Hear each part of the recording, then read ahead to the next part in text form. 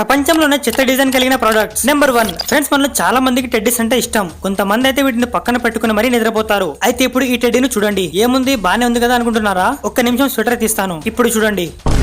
దీన్ని డిజైన్ చేసిన నా బట్ట దీని కాళ్ళను డైరెక్ట్ మెడకేసి కుట్టేస్తున్నాడు. అసలు టెడ్డీకి బాడీయే లేదు. ఆ స్వెటర్ లేకుండా చూస్తే అది చాలా దరిద్రంగా ఉంది. నెంబర్ 2. ఒకసారి కప్బోర్డ్స్ చూడండి.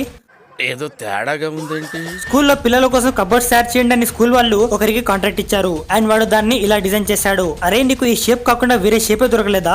ఒక ప్లేనో, లాలీపాప్ లేదా క్యాక్టస్ లేదా వేరే షేప్ అయినా పెట్టొచ్చు కదా. ఈ షేప్ ఏంట్రా బాబు? ఎందుకు పుడతారో కూడా తెలియదండి మనుషులు కొంతమంది.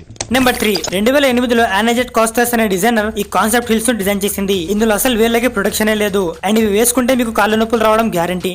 What a vision, what a thought.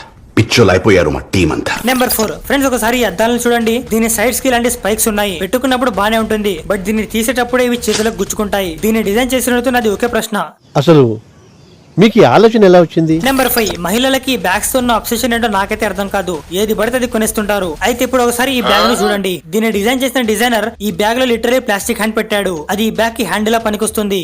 ఎన్ని ఎన్ని ఎన్ని ఎన్ని ఎన్ని ఎన్ని దారుణాలు సార్.